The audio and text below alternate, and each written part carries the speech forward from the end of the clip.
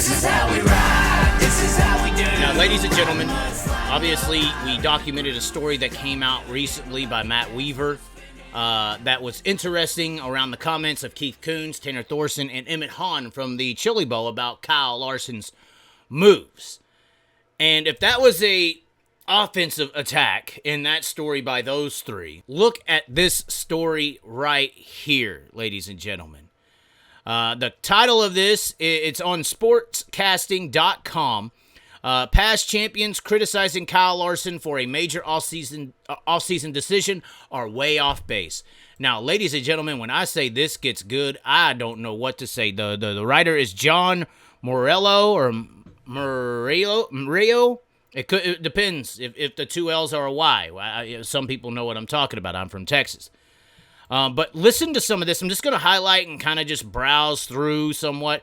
And in the one where we covered the comments by Thorson and Hahn and Keith Coons, we kind of just stayed with the quotes. But what this guy writes here, he's definitely taking a side. Matt Weaver kind of sat back and reported. This guy's more opinionated in his preachings here. He starts off, the difference between pit bulls and members of the racing community criticizing Kyle Larson is that pit bulls will eventually let go. Wow. Hard hit right off the bat. Unfortunately, promoters and past and present drivers continue to criticize the 2021 NASCAR Cup Series champion for a perfectly reasonable decision about how to handle his offseason. Kyle Larson pulled off a neat trick over the past week, competing in Vado, New Mexico, while living rent-free in the heads of people in Tulsa, Oklahoma, some 4 hours away by air. Larson finished second Sunday night in the 50-lap late model championship of the Wild West Shootout on the 0.375-mile Vado Speedway Park track. Bobby Pierce executed the last of the event's 6 lead changes with 7 laps to go to capture the $25,000 first prize.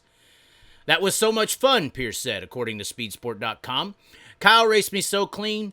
It takes a guy like that to know exactly where he's going to put his race car and know exactly where I'm going to put my race car afterwards. Kyle Larson, a sprint car driver. So I say all the time, Bobby Pierce is a sprint car driver and a late model, so I could see how they worked well together on the racetrack. For his part, Larson considered the trip to just north of the Mexican border to be worth it. That was the most fun late model race I've ever been a part of. There was more lead changes in one race than there is all season, so that was a lot of fun. I definitely can't wait for next year. This was definitely more fun than I anticipated, and I'm sure with all the races that we've had night in and night out, the crowd is just going to continue to get bigger.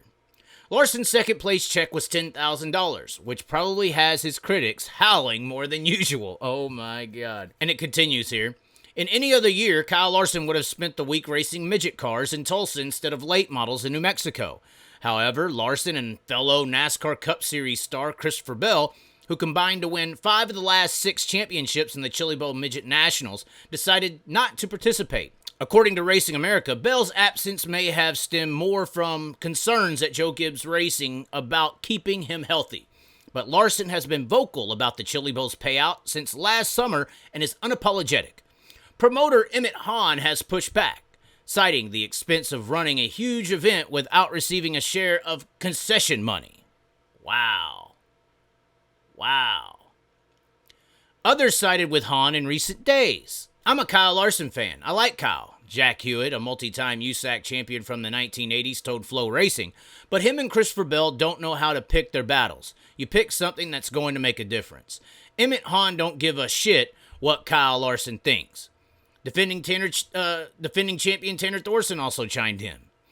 I don't want to say too much and burn any bridges, but I'm here, he said. I'm a little bit sour about it, to be honest. I wish most of those guys were here. I have a really good race car again, and I want to race the best. And if the best are supposed to be here, why aren't they here? Well, it's my only response there criticizing Tanner Thorson is it's the promoter's job to get the best there, and if the drivers who are the best are saying, here's a reason, promoter, I'm not there, it's up to the promoter to then offer whatever the best drivers need to attend. That's where I stand. Then there's this from Keith Coons, a longtime car owner. Kyle's forgotten where he's come from. Hahn got in one more shot, the story says here. First it was about it didn't pay enough, and then the story became it was about paying the guys in the back of the field. He bought himself a jet plane, a $2.5 million motorhome, and if he really wanted to help those in the back of the field, he would. Now, we already talked about that in the other video.